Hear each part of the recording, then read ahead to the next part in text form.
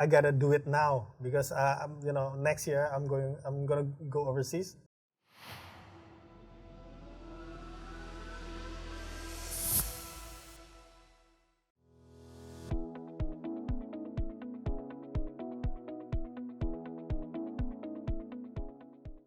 So I also know that you had a long-term girlfriend at the time and high school sweetheart. Yeah, yeah. And so how did you? I guess like in terms of let's first talk about kind of your relationship, in college and long distance. But also I want to touch on kind of the way things are now and then having the balance with family and everything else. Right. But let's first start with that. So in terms of you're in school, I mean obviously like you're away, and then so and then in frats, I mean like I can imagine you meeting a lot of people too, right?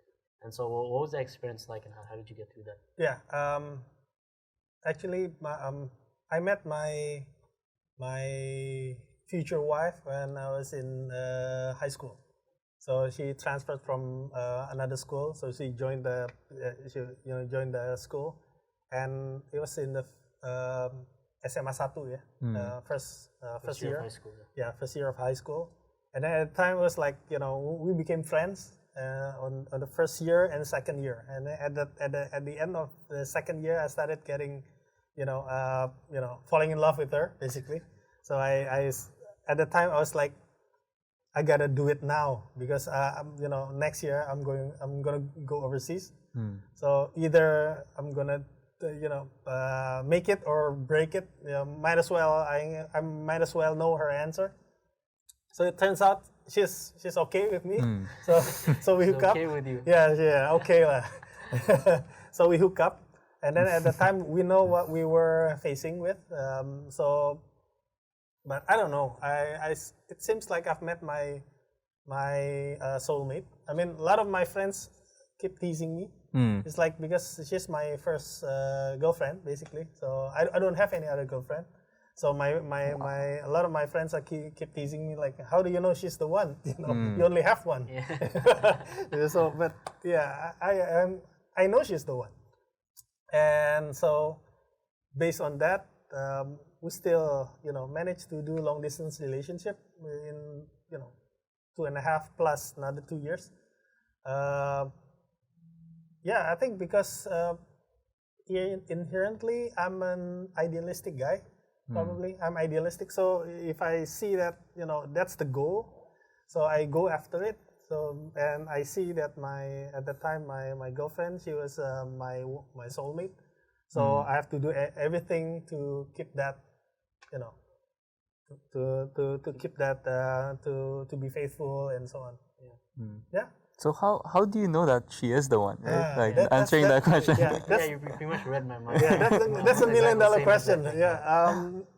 I guess like let's try to break it down. Yeah, let's try to Yeah. break it down. I think this definitely. First of all, I think Ray really read my mind because that's my next question. Yeah. But I think to break it down further, like when you process, make decisions, it's a big part about logic and emotion. Right? Yeah. And so why don't instead of trying to figure out exactly what it was, like describe to us kind of the logic and the emotions behind that kind of, I guess, like that intuition, right?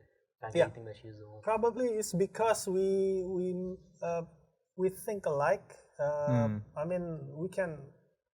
You know what?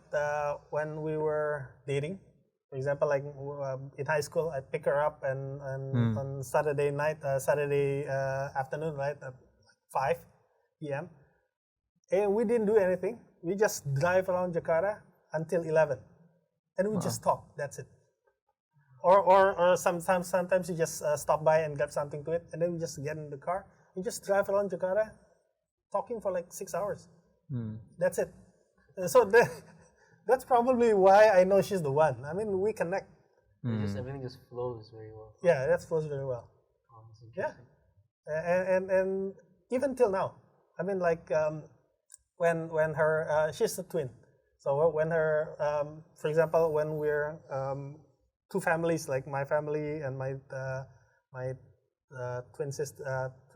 wife's twins families joining in one car, they always complain like, you guys are so noisy, because usually they listen to music or whatever. We just stop the whole way from, for example, like this to Yogyakarta, for example, for like 12 straight hours. And they were just like, you guys are talking like politics, and then you guys are talking about business, talking about life, talking about values and whatever. and then we never ran out of topics to discuss. So that is probably why I think she's my soulmate. I think, and the thing is, we are kind of bit opposite. Even in the Myers-Briggs spectrum, she was like ESTP or something. So complete opposite from me. So I think we complete each other. So in the beginning of our marriage, I think that we clashed a lot, of course, because she is also strong-headed and I was also stubborn. So, but then again, after a while, we understand that we need to take advantage of each other's strength. So my strength would be like, for example, like to think ahead, to plan. But her strength would be like to maneuver on the spot, to like think quickly on your feet, for example. So we need to combine those two strengths. And she's a people person. So she can give me suggestions on how to do this, how to do that, and she can correct me if I'm wrong. So, and I learned, and probably in the beginning of our marriage life, I was having these ideals that the husband's supposed to be like the leader, like the captain of the ship, But it's rather to be like pilot and co-pilot. They both are capable, rather than just one guy that knows everything.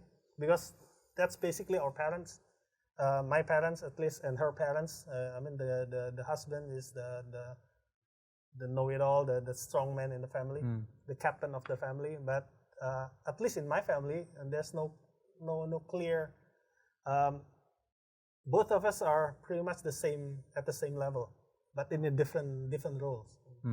So of course I'm the husband. Of course I'm leading the family, but I have to be willing to put aside my ego and to learn if she has something, criticism or suggestions or different way of thinking. I should put aside my ego and really learn or hear from her.